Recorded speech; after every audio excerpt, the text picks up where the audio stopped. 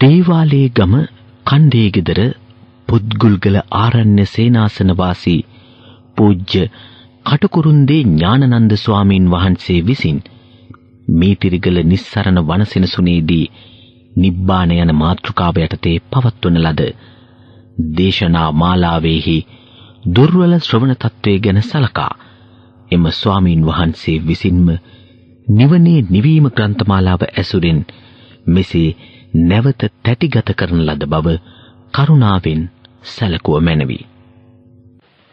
නමෝ තස්ස භගවතු අරහතෝ සම්මා සම්බුද්දස්ස නමෝ තස්ස භගවතු අරහතෝ සම්මා සම්බුද්දස්ස නමෝ තස්ස භගවතු අරහතෝ සම්මා සම්බුද්දස්ස හේතං සන්තං හේතං පනීතං යදිදං සබ්බ සංඛාර සමතෝ සබ්බූපදීපටිනිස්සග්ගෝ තණ්හක්ඛයෝ විරාගෝ නිරෝධෝ නිබ්බාන.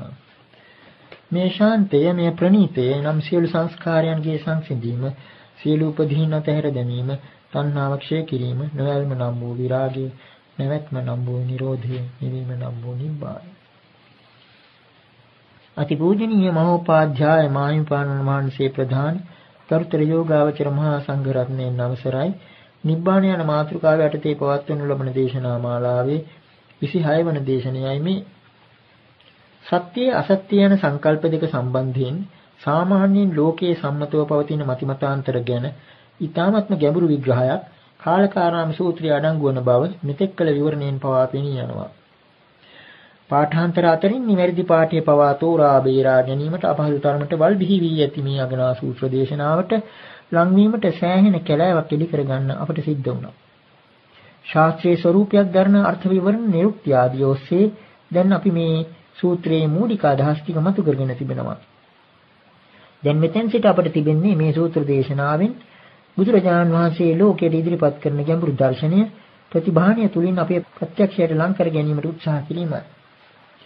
තර්කයෙන් තලාව උපමට්ටම් කළ දෘෂ්ටි, තක්ක පරියාහත දිට්ඨි, නිපදවන නිෂ්පාදනාගාරය වන සලායතනයේ අතුල් පැත්ත විශිෂ්ට ඥාණයෙන් දැකලා තේරුම්ගත් වූ තථාගතයන් වහන්සේට ඒ සලායතනයේ පිටපැත්ත පමණක් දකින පුහුදුන් ලෝකයා සමග අදහසුව මාරු කර ගැනීම එක්තරා විදිහක ගැටලුවක් වුණා.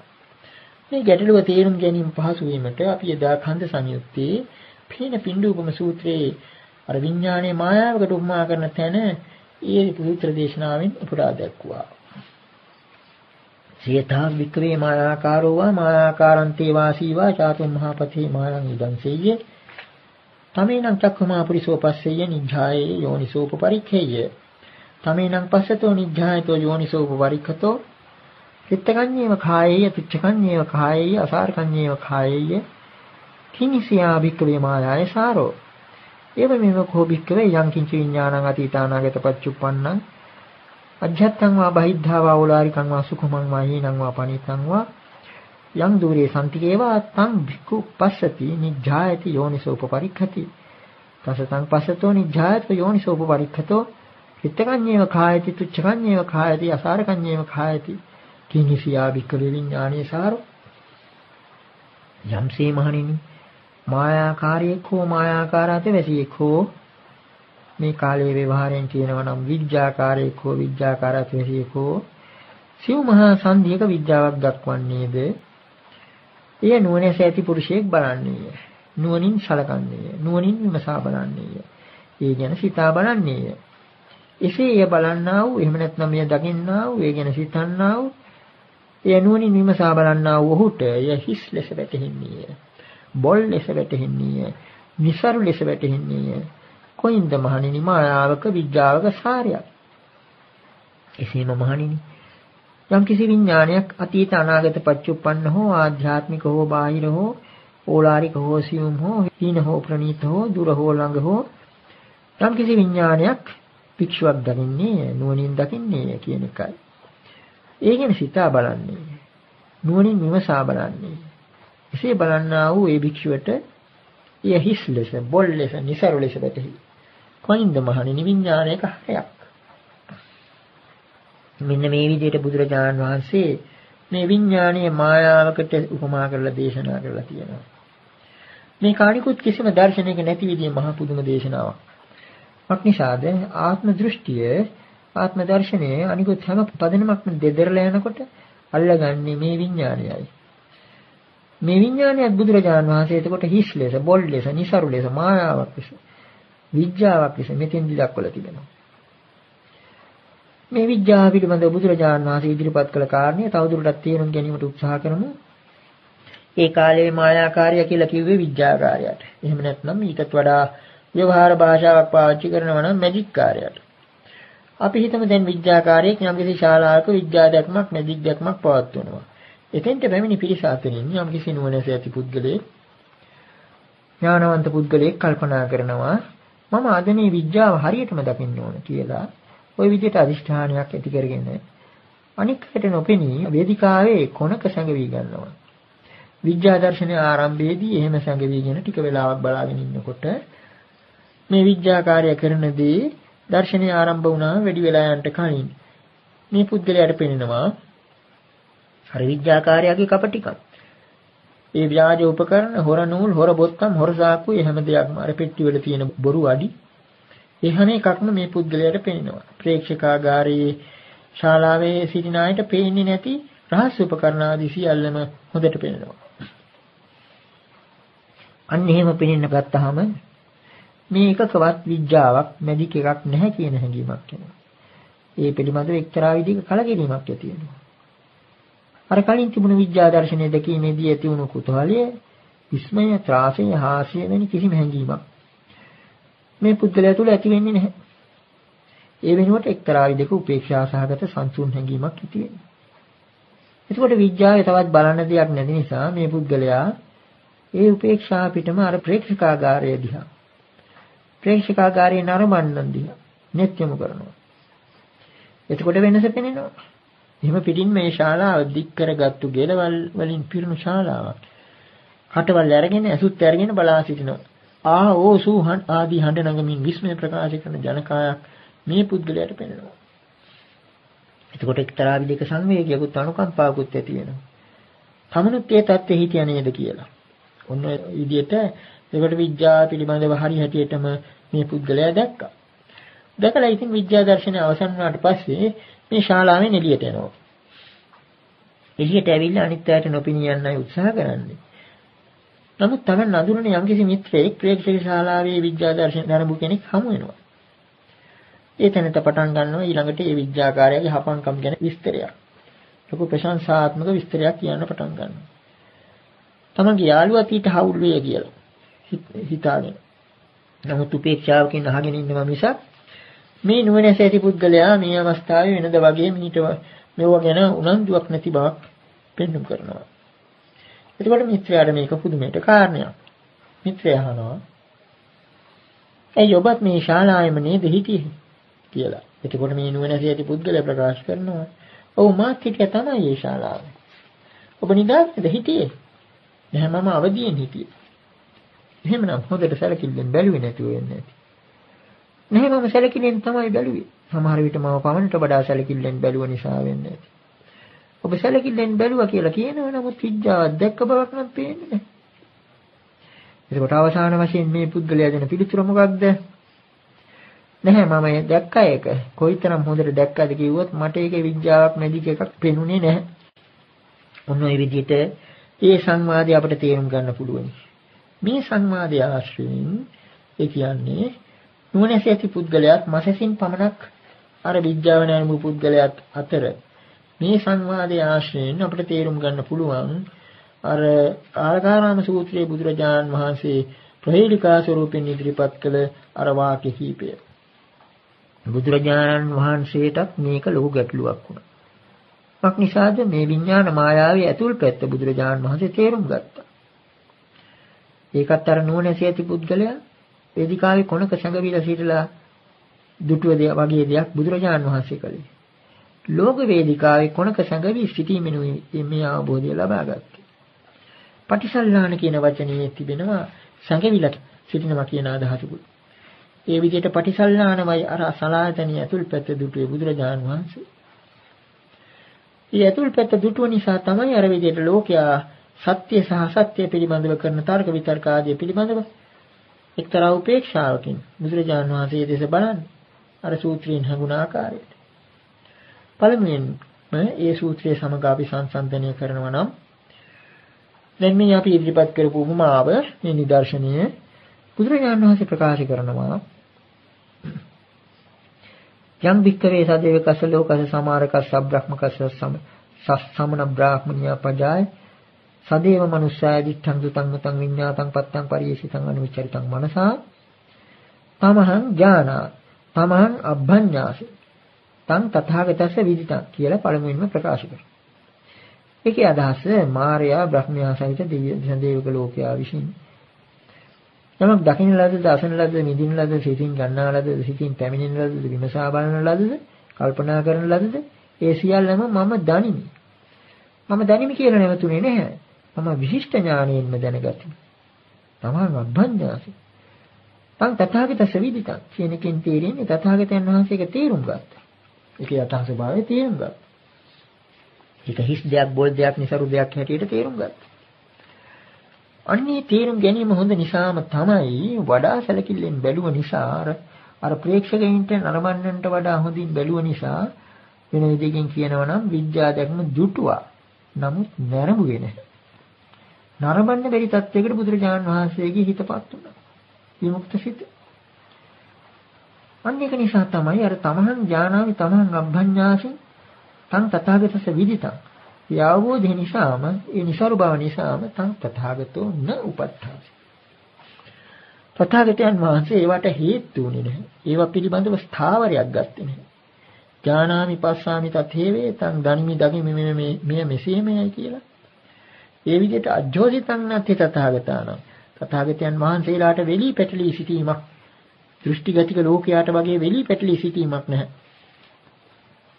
මෙන්න මේ අනුව අපිට තේරුම් ගන්න පුළුවන් අර මුල් කොටස. අර සංවාදයේ ආශ්‍රයෙන් මේ කාරණේ තේරුම් ගන්න පුළුවන්. ඒ වගේම මේ සංවාදයේ ආශ්‍රයෙන් වඩාත් තේරුම් ගන්න පුළුවන් කොටසක් තමයි ඊළඟට කියවෙන්නේ. කාලකාරම් සූත්‍රය.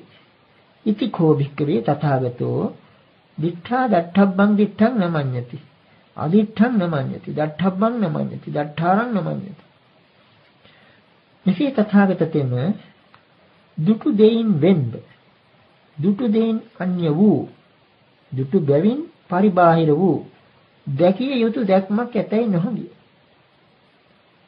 ඒක හරියට අර නුවණැස ඇති පුද්ගලයා ශාලාවෙන් එළියට ආවට පස්සේ තමා විද්‍යාව දැක්කා. විද්‍යාව නැරඹුවා කියලා කෙලින් කියන්න බැරි තත්ත්වයක් ඇති වුණා වගේ. අපනිසාද තථාගතයන් වහන්සේ සලායතන පිළිබඳව ඇතුළත ක්‍රියාකාරීත්වය හේතු ප්‍රත්‍ය සම්බන්ධය දුටුව නිසාම ඒ අවබෝධය ලැබුවා. දුටු කෙනෙක් නැහැ, දුටු දෙයක් නැහැ, දුටු බවක් විතරයි. දිට්ඨයක් පමණයි. දිට්ඨිය දිට්ඨමත්තන් අර බාහ්‍ය සූත්‍ර ආදීන් අපි එදා උපුටා දැකුව කාරණා තව දුරටත් තේරුම් ගන්න පුළුවන්. දිට්ඨයක් පමණයි එතන තියෙන්නේ. දුටු බවක් මිසක් දුටු දෙයක් දකින්න දෙයක් නැහැ එතන. නැදික එකක් නැහැ. එතන. ඒක නිසා තමයි දිට්ඨා දට්ඨබ්බං දිට්ඨං නමඤ්ඤති.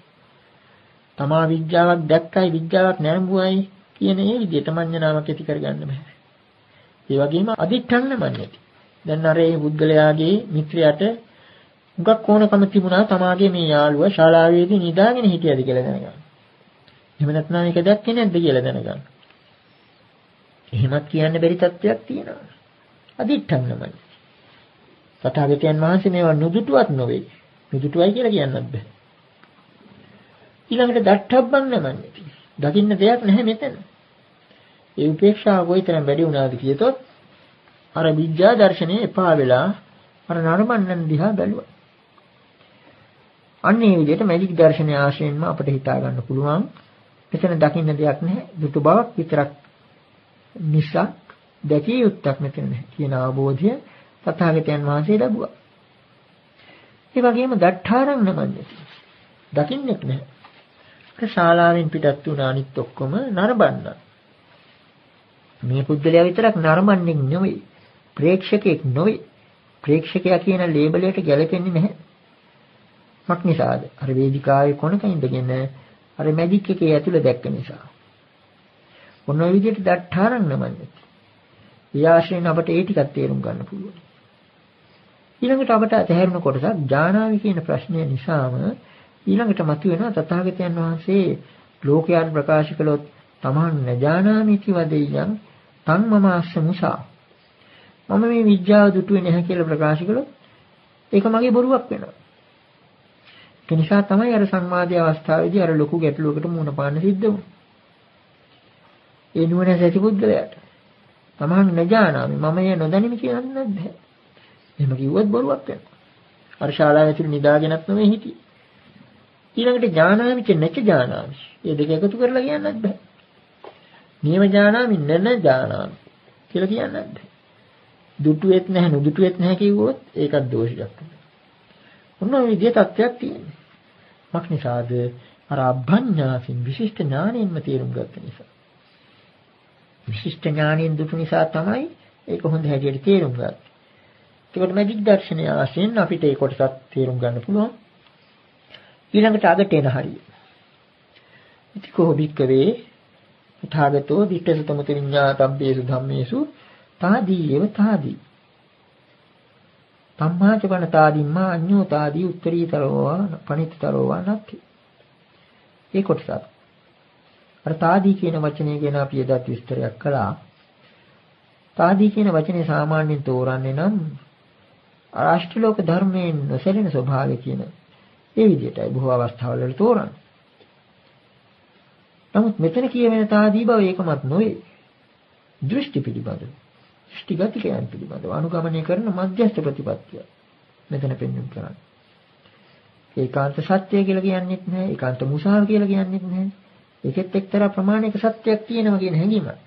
ඒක නිසා තමයි අර මිත්‍යාට ඒක හිතා උත්තරයක් දෙන්න බෑ. කෙලින් උත්තරයක් දෙන්න බෑ. ඒ විදිහේ තත්ත්වයක් තියෙනවා. අර තාදී බව නිසා. ඒකත් හරි මේකත් හරි වගේ. ඒක චපල බවක් නිසා නෙවෙයි. නොදුටු බවක් නිසා නෙවෙයි. මෙතන තියෙන එක්තරා ගැඹුරු කාරණයක් නිසා. මායාවේ ඇතුළත දැක්කා. ඒ තාදී බවට හේතුව තතතානම් වූ පටිච්චසමුප්පාද ධර්ම පිළිබඳ අවබෝධය. පටිච්චසමුප්පාදය විග්‍රහ කරන තැන්වල අවිජ්ජාපච්චය සංඛාරා ආදී වශයෙන් දක්වලා ඊළඟට අවිජ්ජායත් තේවාශේෂ විරාග නිරෝධා සංඛාර නිරෝධෝ ආදී වශයෙන් අනුලෝම පටිලෝම වශයෙන් දෙකක් තියෙනවා. ඒකට අවිද්‍යාව ඇති තැනක අර උපාදානස්කන්ධ ගොඩ ගැහෙනවා. දුකක් ගොඩ ගැහෙනවා. ඒක නැtei කියලා කියන්නේ නැහැ. ඊළඟට අවිද්‍යාව නැති වෙනකොට ඒ නිරෝධය උපාදානස්කන්ධත් ගොඩ ගැහෙන්නේ නැහැ. දැන් මේ විද්‍යාවක්ම ගැන මැජික් දර්ශනය ගැන කල්පනා කළොත් මෙතන ඉඳලා අපට පටිච්චසමුප්පාද ධර්මය ගැන එක්තරා ගැඹුරු විග්‍රහයකට බහින්න පුළුවන්. මේක කලිනුත් අපි නොයෙකුත් දේශනාවල නාට්‍ය සංදර්ශන, සිනමා දර්ශන ආදී ආශ්‍රයෙන් මේ පටිච්චසමුප්පාද ධර්ම එක්තරා ගැඹුරු කාරණයක් තේරුම් ගන්න උත්සාහ කළා. දැන් මේ මැජික් දර්ශනයේ ඒක ඊටත් වඩා හොඳට ඔප්නම් වල පෙන්වුම් කරනවා. අර සිනමා දර්ශන ආදීදී ඒ අන්ධකාරයේ අවිද්‍යාන්ධකාරී හැටියට අපි දක්වුවේ. අඳුරේ ඒ සිනමාවේ පෙන්වන දේවල් සත්‍ය හැටියට ගැනීම නිසා ඒ අනුව ඒ පුද්ගලයා ඉන්න එක් විදිහේ මනෝභාවයන් නැති කරගන්න ආකාරය. දැන් මෙතන කෙලින්ම තිබෙන්නේ විද්‍යාව පිළිබඳ ප්‍රශ්නයක්. මෙතන හැබැයි වචනවල තියෙනවා ශ්ලේෂාර්ථය. මේ කාලේ ව්‍යවහාරයේ හැටියට මෙතන අපි යෙදුවේ විද්‍යාව කියන එක. ඇත්ත වශයෙන් අවිද්‍යාවයි.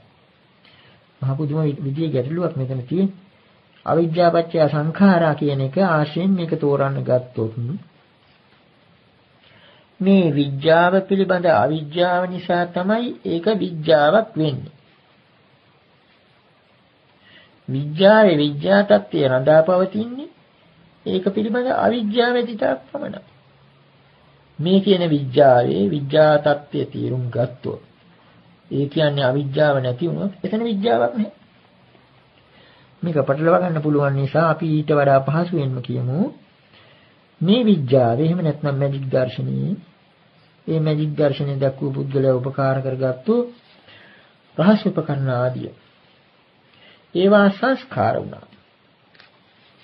ඒ සංස්කාර පිහිට කරගෙන තමයි අර නරඹන්න ප්‍රේක්ෂකාගාරයේ හිටපු අය ඒ විද්‍යා දර්ශනයක් මවාගත්තේ. මැජික් දර්ශනයක් මවාගත්තේ. ඒ සංස්කාරය නැති වුණේ නැහැ අර නුවණැසින් වේදිකාවේ කොනක සිට නරඹු පුද්ගලයා තුල. ඒක නිසා තමයි එතනත්තට ඒකෙත් මැජික් එකක් නොපෙනුනේ. ඒ විදිහටම තමයි මායාවේ යථා ස්වභාවය අවබෝධ කරගන්න පුළුවන් වෙන්නේ. ඒ නිසා තමයි අර මජ්ක්‍ධිම නිකායේ මහා වේදාල සූත්‍රයේ විඥාන පඤ්ඤා කියන දෙකම ඒ ධර්ම දෙකම එකිනෙක හා සම්බන්ධතාවකදී ධර්ම හැටියට දක්වලා තියෙනවා. ඒවා හැම පිටින්ම වෙන් කරලා දක්වන්න බෑ. සංසට්ඨන්නෝ විසංසට්ඨන්. ඒවා සංසට්ඨ. නමුත් ඒක වෙනසක් තිබෙනවා. පඤ්ඤා භාවේතබ්බා විඥානං පරිඤ්ඤය. මේ ධර්ම දෙක අතරින් ප්‍රඥාව වැඩි යුත්තක් විඥානය පිරිසිදු දත යුත්තක්. ප්‍රඥාව වැඩිමින් කරන්නේ විඥානය පිරිසිදු දැන ගැනීමයි. විඥානය පිරිසිදු දැනගත්තාම විඥානයේ දෙයක් නැහැ, හරයක් නැහැ, බෝල් බව තියෙනවා. අන්න ඒ වගේ දෙයක් මෙතෙන්දී අර නුවණැසින් බැලුව පුද්ගලයාට සිද්ධ වුණේ. බැලුවා හොඳ වැඩිකම නිසාම අර මැජික් දර්ශනය පෙන්නු මැජික් කාර්ය උපකාර කරගත්තු ඒ උපකරණ වල තියෙන සංස්කාර ස්වභාවය එහෙමම නැති වෙලා ඉන්නවා. එයින් අපිට පේනවා අවිද්‍යාවත් සංස්කාරات අතර තිබෙන සම්බන්ධතාවය. ඒක නිසා තමයි අවිද්‍යාව මුලට දාලා තියෙන්නේ. ඒ වගේ සංස්කාර tattve රඳා පවතින අවිද්‍යාව උඩයි. සංස්කාර වල යථා ස්වභාවය අවබෝධ වීමම විද්‍යාවයි. ඒ විද්‍යාව පහළ වෙනවත් සමගම ඒවා සුද්ධ සංස්කාර වෙනවා. ඒක නිසා තමයි රහතන් වහන්සේලාට අර අධිමුත තේර ගාථාවෙන් එහෙම අපි කලින් දැක්වූ ගාථාවල සඳහන් වුණේ සුද්ධං ධම්ම සමුප්පාදං සුද්ධං සංඛාර සම්පති. එක්තරා සීමිතාර්ථයකින් අපි කතා කළොත් අපිට කියන්න පුළුවන් අර නුවණැසින් බැලු පුද්ගලයා තුල ඒ විද්‍යාව පිළිබඳ මැජික් දැක්ම පිළිබඳ උපාදාන කොට නැගුණේ නැහැ. එහෙම නැති අනිත් තැනත්ත තුලයි මිත්‍යා තුලයි එහෙම පිටින් මේවා ගොඩ නැගුණේ. එහෙම පිටින් මැජික් ලෝකයක ඉඳලා එළියට ආවා වගේ ශාලාවෙන් පිටට ආවා. මැජික් භවයක් මවාගත්තා. මැජික් උපාදානස්කන්ධ ගොඩ නගාගත්තා. ඒ ඔක්කොම සිදු වුණේ අර සංස්කාරවල යථා ස්වභාවය තේරුම් නොගැනීම නිසා. එතකොට මේින් අපිට තේරුම් ගන්න පුළුවනි විඥානයේ යථා ස්වභාවය යම් අවස්ථාවක ප්‍රඥාවෙන් පිරිසිදු දුටුවා නම් ඒ අවස්ථාවේ අර සංස්කාර නිකම්ම සංස්කාර වෙනවා. සුද්ධ සංස්කාර වෙනවා. අනාශ්‍රව ධර්ම ඒවයින් සංකතියක් ගොඩනගන්නේ නැහැ. උපාදානස්කන්ධ ගොඩනගන්නේ නැහැ. භවයෙන් මිදුණා. භවේ නොවේ ඉන්නේ. ලෝකේ ඉන්නවා වගේ පේනවා. නමුත් ලෝකේ නොවේ. අර ශාලාවේ හිටියේ නමුත් ශාලාවෙමත් නොවේ. ඔන්න විදිහේ තත්ත්වයක්. ඊළඟට අපට අර තාදී කියන වචනේ ඔස්සේ තවදුරටත් අර තතතාව පටිච්චසමුප්පාද ධර්මය ගැන තේරුම් ගන්න උත්සාහ කරනවා නම් දැන් මෙතන කියව යුතුව තිබෙනවා අර සංවාදයෙන් අපට හෙළි වෙනවා මේ කථාන්තරයේ තිබෙන බව දෘෂ්ටි කෝණ දෙකක්. දෘෂ්ටි කෝණ දෙකක් පිළිබඳ ප්‍රශ්නයක් මෙතන තිබෙනවා. මේ දෘෂ්ටි කෝණ දෙක අපට පුළුවන් පටිච්චසමුප්පාදයේ ආශ්‍රයෙන් තේරුම් කරනවා නම් පටිච්ච සමුප්පාදයත් පටිච්ච සමුප්පන්න ධර්මයක් කියලා කොටස් දෙකක් බුදුරජාණන් වහන්සේ දක්වලා තිබෙනවා. සමහර සූත්‍රවල නිදාන සංයුත්තේ කලින් අපි ඒව උපුටා දැක්වුවා. පටිච්ච සමුප්පාදං ච වෝ භික්ඛවේ දේශිසාමි පටිච්ච සමුප්පන්නේච ධම්මේ.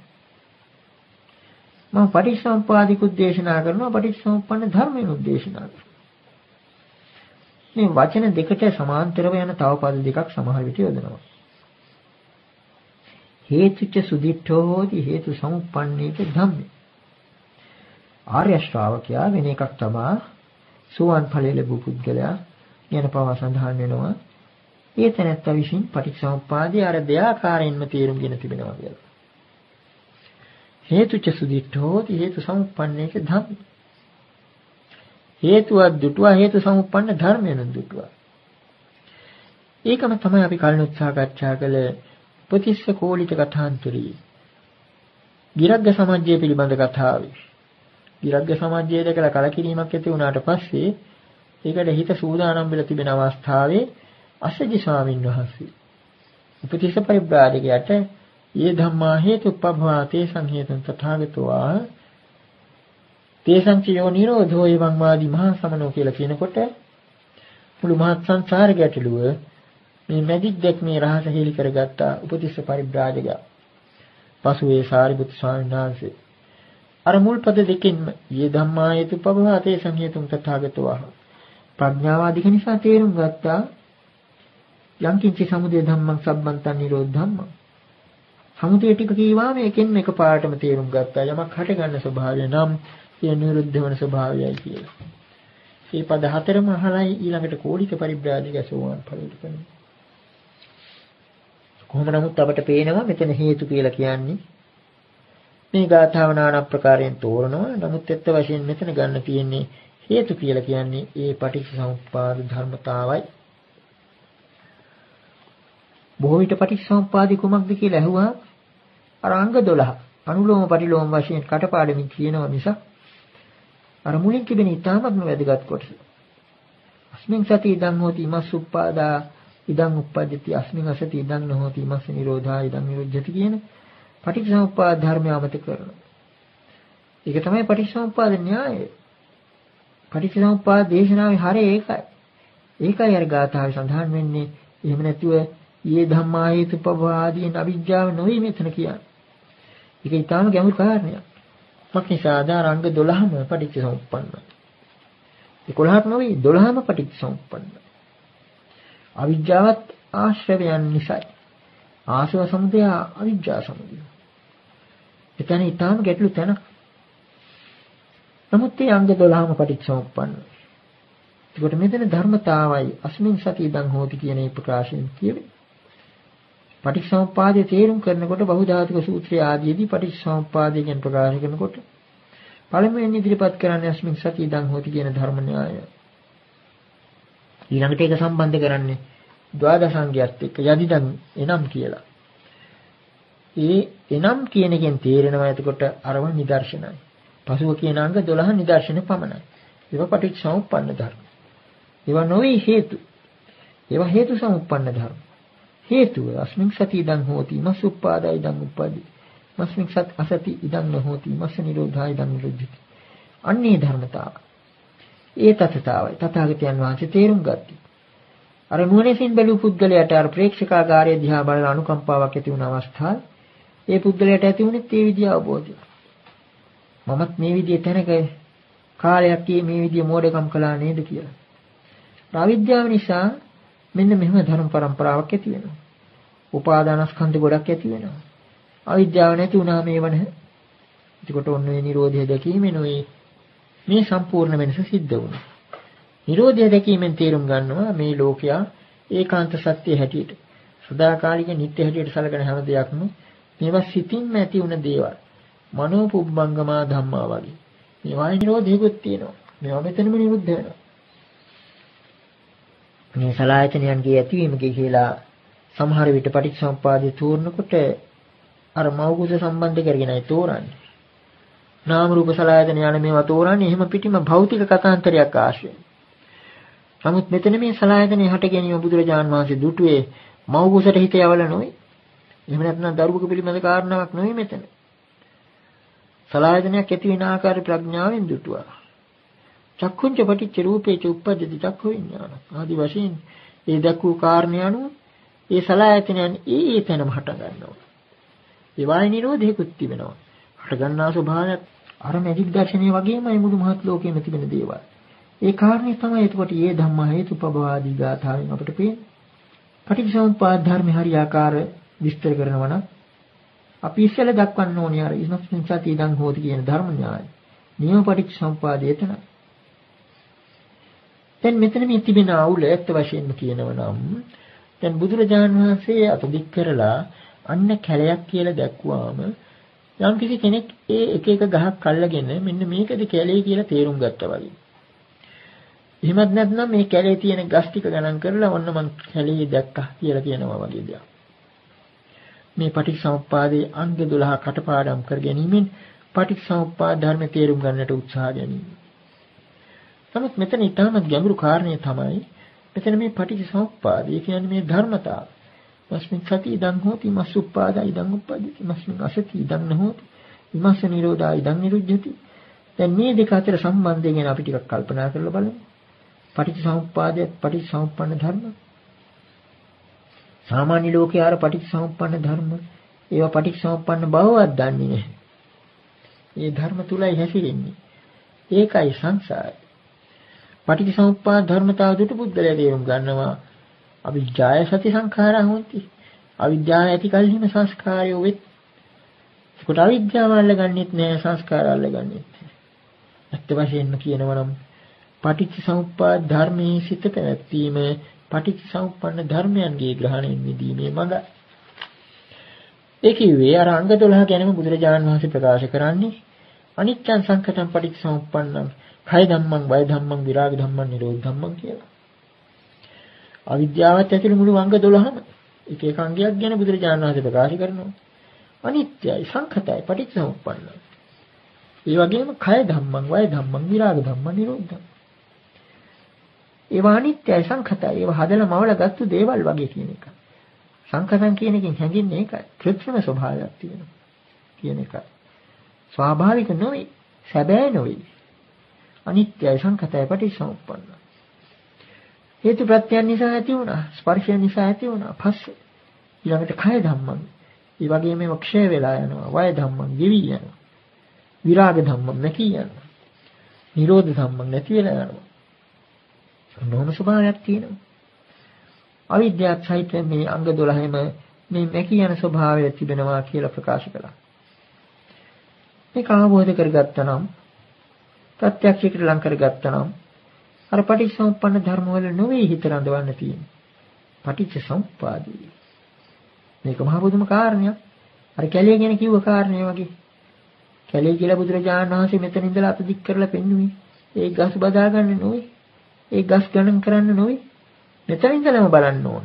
ඒක මධ්‍යස්ථ බැල්මකින් බැලුවොත් ඒ ගස් විතරක් නෙවෙයි ඒ ගස් අතර පරතරයක්. ඒකත් අහු වෙනවා කැලේට.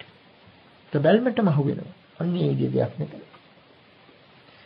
මේ පටිච්චසමුප්පාදයේ තේරුම් ගැනීමට නම් මේක ප්‍රායෝගික වශයෙන් ජීවිතයට ලං කර ගැනීමට නම් යුගල යුගල වශයෙන් අරගෙන මේ පටිච්චසමුප්පන්න ධර්ම දෙකක් අතර තියෙන ඒ ධර්මතාවයේ හිත රඳවන්න ඕන.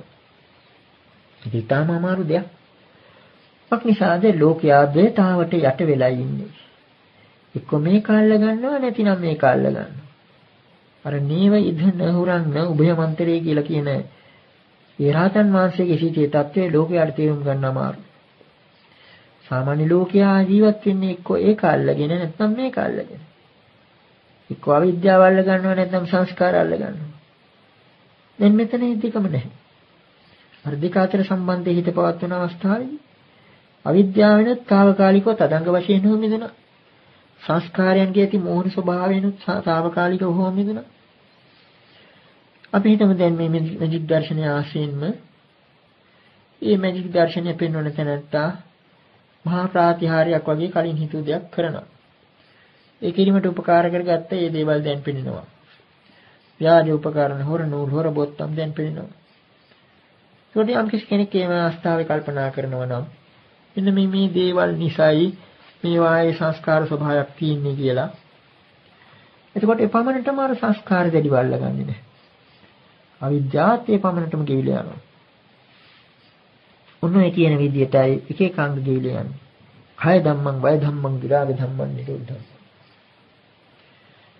එතකොට අවිද්‍යාව ඇති කල්හිම සංස්කාරය වේ. සංස්කාරවල සංස්කාර ස්වභාවය තියෙන්නේ අවිද්‍යාව ඇති තාක් පමණයි. අවිද්‍යාව හට ගැනීමෙන් සංස්කාරය ඇති වෙනවා. අවිද්‍යාව නැති කල්හි සංස්කාරවල සංස්කාර තත්ත්වය නැත. අවිද්‍යාව සම්පූර්ණයෙන්ම නැති වුණාම සංස්කාරයනුත් නැත. කියලා ඔන්න ඔය විදිහට යංග දෙක ඒ විදිහටම තමයි ඊළඟට ටිකක් දුර මේක තේරුම් යනකම් විස්තර කරන්න බලමු. ඊළඟට අපි ගනිමු සංස්කාර සහ විඥානෙ. සංඛාරපච්චය විඥාන. සාමාන්‍ය ලෝකයා විඥානයේ එක ඝන ඒකීය දෙයක් හැටියටයි සලකන්නේ. ආත්මය හැටියටයි සලකන්නේ. අනිත් හැම එකක්ම අල්ල ගන්න බැරි වුණා විඥානය අල්ල ගන්නවා. ඇසෙත් නොපෙනෙන දෙයක් නිසා. මේක තමයි ආත්මය කියලා. ඒකට යම් කිසි කෙනෙක් කල්පනා කරනවා නම් හැම මොහොතකම අවදිව සිටිනවා නම් මේ සංස්කාර නිසයි විඥානය ඇති වෙන්නේ.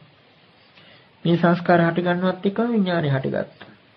ඒ එක එකට අදාළ තජ්ජං කියනවා වගේ ඒ එක් එක් කාරණේ හා සම්බන්ධ චක්කුංච පටිච්ච රූපේච උප්පජ්ජති චක්ඛු විඥාන. මේ චක්කු විඥානය හටගත්තේ අසත් රූපත් නිසා. මේ සෝත විඥානය හටගත්තේ මේ කනින් විතරක් නෙවෙයි. ශබ්ද වලින් විතරක් නෙවෙයි. වෙන 아무තුවෙන් දෙයක්වත් නෙවෙයි. කනත් ශබ්දයක් දෙක සම්බන්ධ වෙලා. කියලා අන්නේ විදිහට අර සංස්කාර උඩයි මේ විඥානය තියෙන්නේ කියලා කල්පනා කරනකොට විඥානයේ ඒක ඝන ස්වභාවය ගැන හැඟීම නැති වෙලා යනවා. විඥානය නැකිලා යන්න පටන් ගන්නවා. කය ධම්මං, වය ධම්මං, විරාග ධම්මං. ඒ කියන්නේ කලකිරීම නැති වෙනවා. නිරෝධ ධම්මං.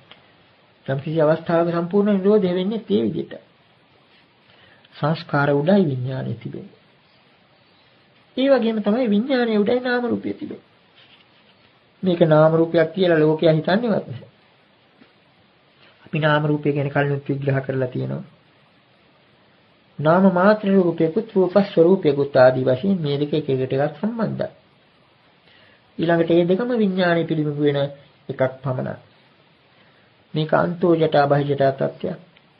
අර ඒ දඬු උඩ බල්ලගේ උපමාවෙන් එහෙම අපි දැක්කුවා. ඒ කියන්නේ කල්පනා කරනවා නම් මේ නාම රූපය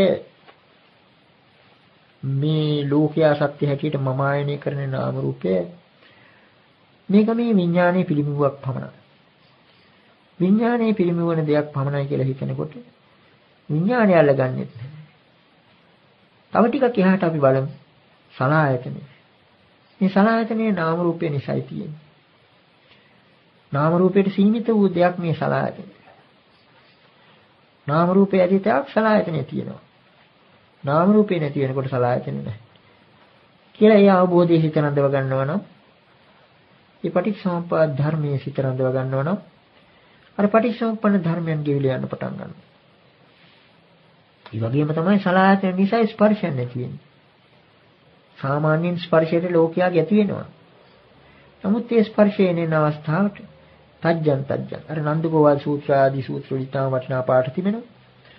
තජ්ජං භන්ති පච්චයන් පටිච්ච තජ්ජා වේදනා උප්පජ්ජಂತಿ තජ්ජස්ස පච්චයස නිරෝධා තජ්ජා වේදනා නිරුද්ධಂತಿ.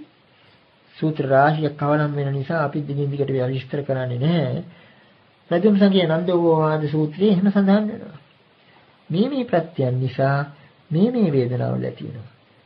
එහෙම නැත්නම් මෙතන කියවෙනවා ස්පර්ශය. සලආයතන නිසා මේ ස්පර්ශය ඇති වෙන්නේ කියලා ඒක කියනකොට අර ස්පර්ශය පිළිබඳ මෝහණය ඉනිවත් කර ගැනීමට උපකාර වෙනවා. සලආයතනේ උඩ ගොඩ නැගුණු දෙයක් ඒකට සීමා වූ දෙයක්. සලආයතනේ නැති වෙනකොට ඒකත් නැහැ. ඊළඟට ඒ වගේම තමයි වේදනාව. වේදනාව මේ ස්පර්ශය නිසා කියලා වේදනාවේ හේතුව කෙරෙහි හිත යොදනකොට ඒ ස්පර්ශය පිළිබඳවත් නොයල්ම වෙනවා. වේදනාව පිළිබඳවත් නොයල්ම තියෙනවා. ඔන්න ඔය විදිහේ ධර්මතාවක් මෙතන තිබෙනවා. තවදුරටත් මේක දිගින් දිගට කියන්න හැකි. නමුත් දැන් සෑහෙන පමණ කාරණේ පැහැදිලි කියලා හිතනවා. ඔය වගේ තමයි ජාති ජරා මරණ පිළිබඳ කාරණයක් අවසාන වශයෙන් කියනවනම්. එහෙමත් නැත්නම් අපි තව ටිකක් විස්තර කරමු ඕනනම් වේදනා ඊළඟට තණ්හා උපාදාන නිසා මේ භවය පවතින්නේ කියලා යම් කෙනෙක් කල්පනා කරනවා නම් අර භවය දැඩි කොට ගන්නෙ නැහැ. මේ පවන්නත් අල්ලගෙන සිටින නිසා තමයි මම දේශකෙක් හැටියට සාමාන්‍යයෙන් මේ දේශනාව නෑ වුණත් කෙනෙක් හිතාගන්නේ. උපාදාන පත්‍ය භව මට මේ ධර්ම දේශනාව ලැබිලා තියෙන්නේ මේක මේ 아무තුවෙන් හිම වුණ දෙයක් නෙවෙයි. බාහිර වශයෙන් බලනවා නම් පවන්නත් අල්ලගෙන ඉන්නවා. කෙනෙක් හිතා ගන්නවා මේක ඉදිරිපිට තියාගෙන ඉන්නකොට දේශනා කරනවා කියලා. මගේ ධර්ම දේශනා භවය එතනයි. උපාදාන පත්‍ය භව. මේ ලේසි තේරුමකින් කිව්වේ. ඊළඟට භවපත්‍ය ජාති. ඒ විදිහේ යම් කිසි භවයක් පැවැත්මක් ඇති කරගත්තා නම් අර විද්‍යාව දැක්ම අවස්ථාවේ අරනරඹන්න නමුතු මෙදික් ලෝකයක හිටියේ. මේ මෙදික් ලෝකේ ඇති වුණේ මේ මෙදික් උපාදාන කරගත්ත නිසා. ඊළඟට මේ භවයෙන් එළියට ආවම සමහර විට ටිකක් කනගාටුත් හිතෙනවා දැන් මේ කදිම මෙදික් දැක්ම ඉවර වුණා නේද කියලා. අන්න ඒ වගේ දෙයක් තමයි මේ භවය. කෙනෙක් හිතා ගන්නවා අර කොට බිත්තියකින් මෙහා පැත්තේ ඉඳගෙන ඉන්න කෙනෙකුට එහා පැත්ත පේන්නේ නැතුව වගේ. මේ එක් භවය කියලා අපි ගන්න උත්පත්ති අපේ මව්පියන්ට සීමා වූ එක කෙලවරකුයි අපි මේ ජාති කියලා ගන්න. උත්පත්ති කියලා ගන්න. ඊළඟට මේ ශරීරයේ කෙලවර තමයි අපි මරණය කියලා ගන්න. අනික් භවය කියලා ගන්න. හරියට අර කොට බිත්තියකින් මෙහා ඉඳගත්තු වගේ තත්ත්වයක් තිබෙනවා. ඒවා සංස්කාර සංතතියක් කියන අවබෝධය නැහැ. එතකොට මේ භවයෙන් මමාගත්තු එක කෘත්‍රිම දෙයක් මේක. ඒ භවයේ උඩයි ಜಾති කියන සංකල්පය තියෙනවා. මේ හැම එකක්ම ಜಾති කියලා උපත කියලා කියන්නේ. සමහර විට සාප්පුවකින් යනවා ඊටාත්ම පරණ වෙච්ච බඩුවක්. මොකද සායම් ගාලා තියෙන නිසා අපි හිතා ගන්නවා අලුත් දෙයක් කියලා. ගෙදර ගෙනියනවා. ඊට පස්සෙන් දා මේක ක්‍රියාවේ රහිත වෙනවා. ඒක බිඳිලා යනවා. මේ අලුත් පිටම ගත්තු බඩුව ಜಾති මක් නිසාද? අරක ගත්තු නිසායි මට මේක උපන්නේ. අරක ගත්තු නිසායි මට මේක උපන්නේ. මණික උපන්නා වගේ මට මේක උපන්නේ එදා. මේක අලුත් පිටමයි තියෙන්නේ. ඒක නිසා මේකේ බලාපොරොත්තු නැති විදිහට ජරා මරණ ශෝක පරිදේව මේ ඔක්කොම මේ විදිහට අපිට ගන්න පුළුවන් අංග යුගල වශයෙන්. අරගෙන මේ යුගල අතර ඇති මේ ධර්මතාව දැකීමයි පටිච්චසමුප්පාදය දැකීම. අංග 12 කටපාඩම් කරගෙන අනුලෝම පරිලෝම වශයෙන් කීම නොවේ. ඒකකොට මේ විදිහට කල්පනා කරනකොට මෙතන මේ අනුලෝම ප්‍රතිලෝම කාරණයක් ඉතාමත් වැදගත් දෙයක්. ඉන් පේනවා මේවා හටගත්ත නිසාම නැතිවීමක් තියෙනවා. යංකින්ච සමුදය ධම්මං සබ්බං තං නිරෝධ ධම්මං. යමක් හට ගන්නා ස්වභාවය තියෙනවා නම් ඒ කාන්තෙන්ම නිරුද්ධ වෙන්නත් ඕන. ඒ වගේම මේ සමුදය පක්ෂයත් නිරෝධ පක්ෂයත්. ඉතින් රහතන් වහන්සේගේ වෙනස තියෙන්නේ සම්පූර්ණයෙන්ම මේක ආශ්‍රවයන්ට යටත් නොවන තත්වයකින් ක්ෂීණාශ්‍රව වශයෙන් මේ නිරෝධය දුටුවා. දැන් මෙතන අපිට තව දුරටත් යන්න පුළුවන් පටිච්චසමුප්පාදයේ පිළිබඳ කාරණයට අර අවිජ්ජා මුලට දාලා තියෙනමක් නිසාද? ඒක නිත්‍ය නිසාවත් ඒක අහේතුක නිසාවත් නෙවෙයි. සසරින් මිදීමේ ගැඹුරුම ප්‍රශ්නේ තිබෙන්නේ ආශව කියන වචනය තුලයි. ආශ්‍රය වෙනොත් සමහර විට හතරක් හැටියට දක්වනවා.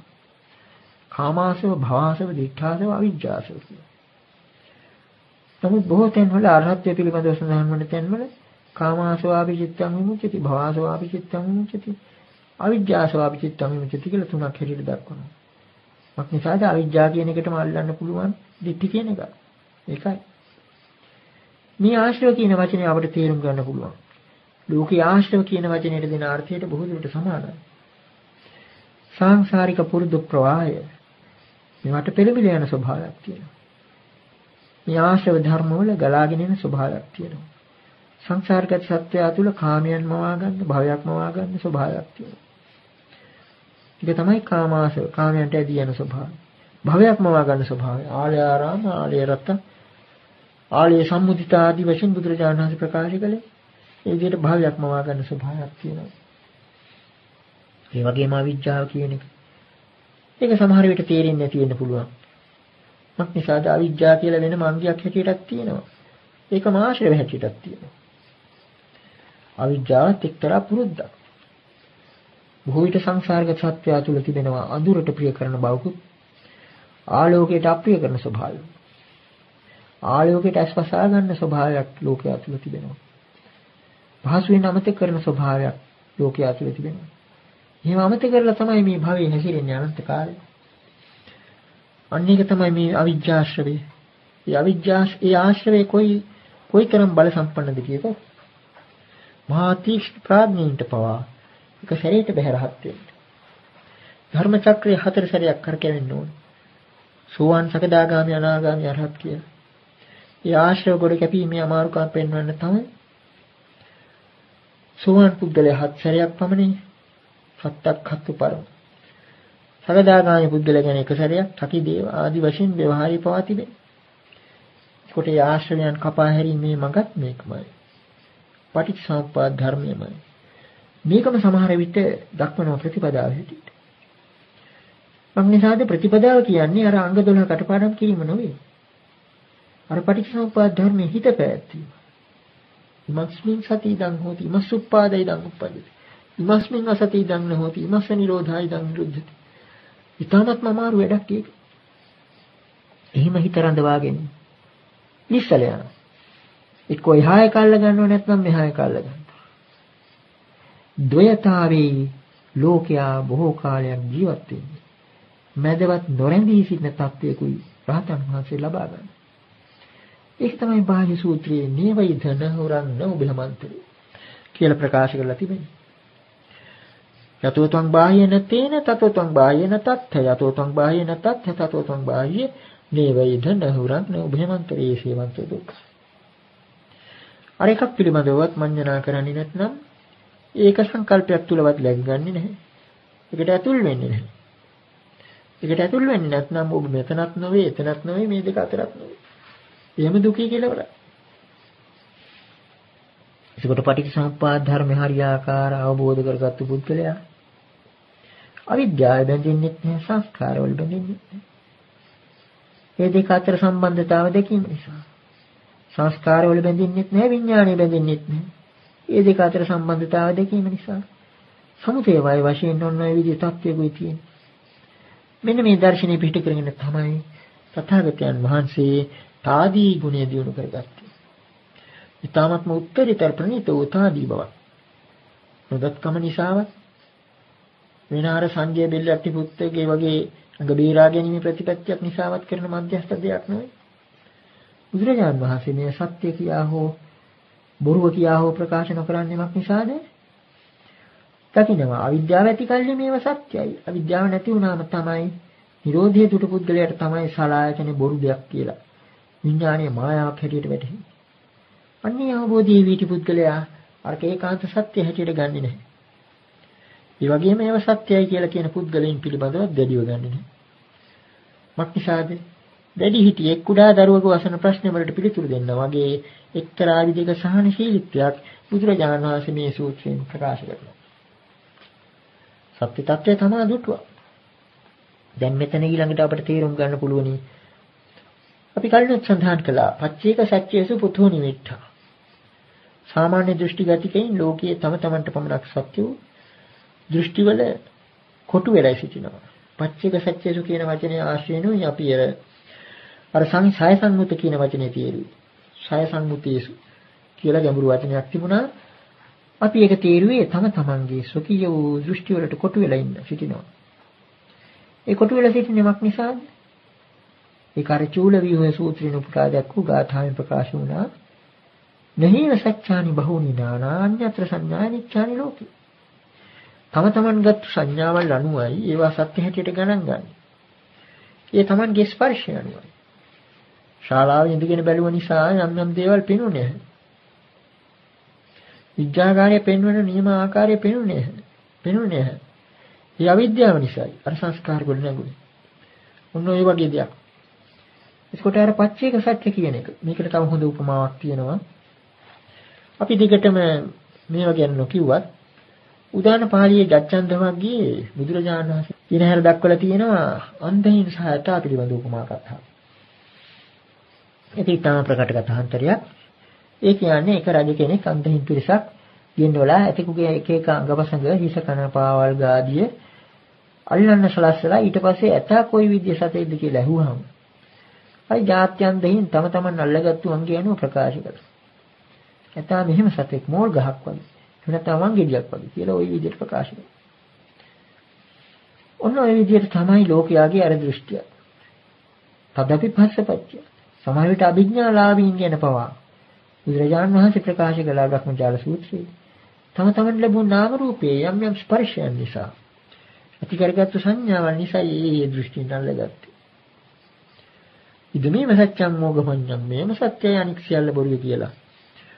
ඒ විදිහට තදින් දෘෂ්ටි ගන්න පෙළඹුණා. බුදුරජාණන් වහන්සේ එහෙම දෙවි දෘෂ්ටියක් නොගෙන නිරෝධය දුටුව නිසා ඒ හැම එකක්ම නිරුද්ධ වෙනවා. සිතත් නිරුද්ධ වෙනවා. ධර්මයනුත් නිරුද්ධ වෙනවා. සිතට අරමුණු වෙන අරමුණු පවා නිරුද්ධ වෙනවා කියන එබඳු සත්‍යයක් දැක නිසා විඥාන නිරෝධය ප්‍රත්‍යක්ෂ කළා. අන්නේ නිසා තමයි බුදුරජාණන් වහන්සේ සහනශීලීව මධ්‍යස්ථව සිටියේ. ඇත්ත වශයෙන් නිශ්ශබ්දතාවයි එතනට පිළිතුරු බොහෝ අවස්ථා. ඔන්න ඔය විදිහට තාමත් ගැඹුරු කාරණයක් මෙතනින් ප්‍රකාශ කෙරෙන්නේ. මෙන්න මේක අප තවදුරටත් අපිට තේරුම් ගන්න පුළුවන්. බුදුරජාණන් වහන්සේට මේ මැජික් දර්ශනය පිළිබඳව ඇති වුණ தත්ත්වය අර මැජික් දර්ශනය පිළිබඳව නුවණ ඇති බුද්ධලයාට ඇති වුණ தත්ත්වය වගේම බුදුරජාණන් වහන්සේටත් මේ විදිහ අවස්ථාවල් පැන නැගිලා තියෙනවා. ඊට හොඳ සාධකයක් අපට හමු වෙනවා දීඝනිකාය මහා පරිනිබ්බාන සූත්‍රයේ. බුදුරජාණන් වහන්සේ පිරිනිවන් පෑමට පාවානුවර සිට කුසිනාරාවට වැඩම කරන අතරදී ටිකක් විවේක ගන්න ගසක් මුල වැඩ සිටියා. ඒ අවස්ථාවේ කුසිනාරාමේ ඉඳලා පාවා නුවරට එන පුකුස නැමැති මල්ල පුත්‍රයෙක් ඒතන තාලාර කාලම්යන්ගේ ශ්‍රාවකෙක් අනාර කාලම තාපසයා ආගින් චඤ්ඤායතන ලැබු තාපසෙක් බුදුරජාණන් වහන්සේගේත් ආචාර්යවරයෙක් හැටියට සඳහන් වෙනවා. එහෙම එන අතරේ බුදුරජාණන් වහන්සේ වැඩ ඉන්නවා දැකලා වැඳලා සන්තේන කෝපන භන්තේ පබ්බජිතා විහාරේන විහරಂತಿ කියලා එක්තරා විදිහක ප්‍රීති වාක්‍යයක් වගේ ප්‍රකාශ කළා. පැවිද්දන් කොයිතරම් ශාන්ත විහරණයකින් වාසය කරනවද කියලා. බුදුරජාණන් වහන්සේ පිළිබඳව පැසසුම් වශයෙන් කිව්වනම් ඊළඟට ප්‍රශංසාව කළේ තමන්ගේ ගුරුවරයා ගැන. ඊළඟට ප්‍රවෘත්තියක් ප්‍රකාශ කළා ආලාර කාලාමයන් ගැන. ආලාර කාලාම මගේ ශාස්ත්‍රවරයා මේ ආලාර කාලාම එක් අවස්ථාවක දිග ගමනක් යන අතරේ ගමන් මගින් වෙන් වෙලා ගසක් යට ඉඳගත් දිවාවයනේ සඳහා. ඒ අවස්ථාවේ 500ක් ගැල් ඒ ස්ථානයේ පසු කරගෙන ගියා. ඒ ගැල් නික්ම ගියාට පස්සේ ඒ ගැල් පසුපසින් ආපු යම්කිසි පුද්ගලයෙක් ඇවිල්ලා මේ ආලාර කාලාමයන්ගෙන් ඇහුවා මේ ගැල් 500ක් ගියා දැක්කද කියලා. නෑ මං දැක්කේ නැහැ. ශබ්දය ඇහුණාද? නෑ මට ඇහුනේ නැහැ. නිදාගෙනද හිටියේ? නැහැ. මං නිදාගෙනත් නෙවෙයි හිටියේ. සිහිය ඇතිවද හිටියේ? ඔව් මං සිහිය ඇතිව හිටියේ. කියලා ප්‍රකාශ කළාම අර පුද්ගලයා ලොකු සතුටක් ප්‍රසාදයක් ඇති කරගෙන ආලාර කාලාමයන් ගැන මේක ආශ්චර්යවත් අద్భుත දෙයක්. කොයිතරම් ශාන්ත විහරණයකින් පැවිද්දන් ජීවත් වෙනවද කියලා. මේ විදිහේ ගල් ගමන් කරන අතරේ ඒ ගල් වලින් විසුණ මඩ පවා ඔබතුමාගේ සංඝාටිය තවරුණාට මොකද? ඔබතුමායි කිසිවක් දැක්කේ නැහැ. කියලා ප්‍රකාශ කරලා ගියයි කියලා ওই විදිහට අර පුක්කුසමල්ල පුත්‍රයා ආලාර කාලාම පිළිබඳ ප්‍රශංසාත්මක විහරණ විස්තරයක් කළා. බුදුරජාණන් වහන්සේ ඊළඟට අහනවා පුක්කුස වැඩි අමාරු ඒ ගල් 500ක් යන අවස්ථාවේ ඒ කහන්නේවත් දකින්නේවත් නැතිව ඉන්න එකද එහෙම නැත්නම් මහා වැස්සක් වහිමින් ගලගලා යද්දී ගොරවමින් හෙන පුපුරන අවස්ථාවේ ඒක කිසිවක් නැසෙන තත්ත්වයක සිටීමද. ඒකට මේ පුක්කුස ප්‍රකාශ කරනවා අර දෙවනුව කියාපු කාරණේ තමයි අමාරු කියලා. අන්න එතකොට බුදුරජාණන් වහන්සේ තමන් පිළිබඳවම අතීත ප්‍රවෘත්තියක් ප්‍රකාශ කරනවා. පුක්කුසම එක් අවස්ථාවක ආතුමාවේ බුසාගාරයේ වැඩ විසුවා. බුසාගාරය කියන්නේ 10යගේ. මේ අවස්ථාවේ මහ වැස්සක් වැහැලා ගලාගෙන යද්දි විදුලි කොටමින් හෙන පුපුරද්දි මේ බුසාගාරයේම හිටපු ගොවියන් දෙදෙනෙකුත් ගවයින් 4 දෙනෙකුත් හෙන පාරින් මැරුණා. එතෙන්ට විශාල ජනකායක් රැස් වුණා. ඒ අවස්ථාවේ මම ඒ බුසාගාරයෙන් නික්මිලා එලිමහනි බුසාගාරයේ දොරකඩ සක්මන් කරමින් හිටියා. එතකොට මේ මහා ජනකායෙන් කෙනෙක් මා ළඟට ආවාම මම ඇසුවා ඒ පුද්ගලයාගෙන් මක් නිසාද මහසෙනකක් රැස් වෙලා ඉන්නේ. දැන් ස්වාමීනි මහ වැස්සක් වැහැලා ගලාගෙන යද්දී විදුලි කොටමින් හෙන පුපුරද්දි හෙන පහරින් ගොවි සොහොයුරන් දෙදෙනෙකුත් ගවයින් 4 දෙනෙකුත් මිය ගියා. ඒකයි මේ මහසෙනක රැස් වෙලා ඉන්නේ. ඒ ස්වාමීනි ඔබ වහන්සේ කොහෙද හිටියේ? මම මෙතනමයි හිටියේ. ඔබ වහන්සේ සැතපීලායිද හිටියේ? නැහැ මම සැතපීලා නෙවෙයි හිටියේ. ඔබ වහන්සේට සද්ද ඇහුන්නේ නැද්ද? නැහැ මට සද්ද ඇහුන්නේ නැහැ. මම දුටුවෙත් නැහැ. මම සැතපීලා හිටියෙත් නැහැ. ඊළඟට අහන ඔබ වහන්සේ සිහිය ඇතිවද හිටියේ? සංජී. සිහිය ඇතිවම තමයි හිටියේ. එතකොට මේ පුද්ගලයා විස්මය ප්‍රකාශ කරනවා. සෝතං භන්තේ සංජී සමානෝ ජාගරෝ දේවේ වස්සන්තේ දේවේ ගලගලායන්තේ විජ්ජතාසු නිච්චරන්තියසු අසනියා පණන්තියන්නේ මාද්දසන පනසද්දන් අස්සෝසි. එනම් ස්වාමීනි ඔබ වහන්සේ සිහිය ඇතිවම අවදිව සිටගෙන මේ මහ වැස්සක් වැහලා ගලාගෙන යද්දී විදුලි කොටමින් හෙන පුපුරද්දී ඒ කිසිවක් ඔබ වහන්සේ දැක්කෙත් නැහැ ඇසුවෙත් නැහැ. එසේ ආරම්භ කියලා පිළිතුරු. අන්නේ අවස්ථාවේ බුදුරජාණන් වහන්සේ මේ අතීත ප්‍රවෘත්ති ප්‍රකාශ කරන්නේ පුකුස. අන්නේ අවස්ථාවේ අර පුද්ගලයා මා ගැන ලොකු ප්‍රසාදයක් ඇති කරගත්තා. අච්චරියන් මත බොහෝ අබ්බුතං මත බොහෝ සන්තේන මත බොහෝ පබ්බජිතා විහාරෙන විහර. කොයිතරම් ශාන්ත විහරණයකින්ද පැවිද්දන් වාසය කරන්න කියලා කියතොත් මෙන්න මේ විදිහට මහ වැස්සක් වැහැලා ගලාගෙන යද්දි මේ බඳු සිද්ධියක් වෙලා ඔබ වහන්සේ දැක්කේ නැත කියලා. මෙතන මේ සඳහන් වෙන ප්‍රවෘත්ති ගැන ඇතැම් කෙනෙක් කල්පනා කරනවා බුදුරජාණන් වහන්සේ මේ අවස්ථාවේ නිරෝධ සමාපත්තියේ වැඩ සිටියේ. වැඩවුන්නේ කියලා. නමුත් නිරෝධ සමාපත්තිය නම් අර සංඤේ සමානෝ ජාගරෝ කියන වචන සඳහන් වෙන්නේ නැහැ. අර පුද්ගලයා පුදුමය ප්‍රකාශ කරන්නේ සෝතං භන්තේ සංඤේ සමානෝ ජාගරෝ දේවස්සන්තේ දේවේ ගලගලයන්ති ආදී වශයෙන් ප්‍රකාශ කරන්නේ සංඥාවත් ඇතිව අවදිව සිටියදීම මහ වැස්සක් වහින අතරේ මේ විදිහේ සිද්ධියක් ඔබ වහන්සේ දුටුවෙත් නැහැ සුවෙත් නැහැ කියලා ඒ විදිහට විශ්මය ප්‍රකාශ කරනවා. එතකොට සංඤේ සමානෝ ජාගරෝ කියන වචන යොදන්නේ නැහැ නිරෝධ සමාපත්තිය නම්. ඒ වගේම මේක ආකින්චඤ්ඤායතන තත්ත්වයක් නෙවෙයි. ආලාර කාලාම සහ ගල්පන්සිය පිළිබඳ ප්‍රවෘත්තිනුත් පෙනෙනවා ආකින්චඤ්ඤායතන සමපත්තියක් නෙවෙයි. මෙතන ඇත්ත වශයෙන්ම මේ ප්‍රකාශ කරන්නේ අපි අර කලින් සඳහන් කළ අරහත් ඵල සමාධියයි. අරහත් ඵල සමාධියෙන් බුදුරජාණන් වහන්සේ වැඩ සිටි අවස්ථාවක සලායතන නිරෝධිය ප්‍රත්‍යක්ෂ කරගෙන ලෝක නිරෝධිය ප්‍රත්‍යක්ෂ කරගෙන ලෝකේ නිවත් වෙලා වැඩ සිටි අවස්ථාවකයි මේ සිදුවීම සිදු වුණේ. ඒකයි බුදුරජාණන් වහන්සේට ශබ්දයක් ඇහුනෙත් නැත්තේ, පෙනුනෙත් නැත්තේ. ඒකට මෙන්න මේ කාරණේ අනුව අපිට නැවතත් මතක් කරගන්න පුළුවන්. අර කලහ විවාද සූත්‍රයෙන් අපි කලින් අවස්ථාවක උපුටා දැකූ ගාථාව. මහා ප්‍රහේලිකා විදියේ ගාථාවක්. අටුවාවලත් නොයෙකුත් විදිහට තේරුම් කරන එකක්. නසඤ්ඤ සංඤී නවිසඤ්ඤ සංඤී නෝපිය සංඤී නවිභූත සංඤී එවං සමිත්තස්ස විභූති රූපං සංඥා නිදානාහි පపంచ සංඛා. නසඤ්ඤ සංඤී සාමාන්‍ය සංඥාවෙන් සංඥාව ඇතිවත් නොවේ.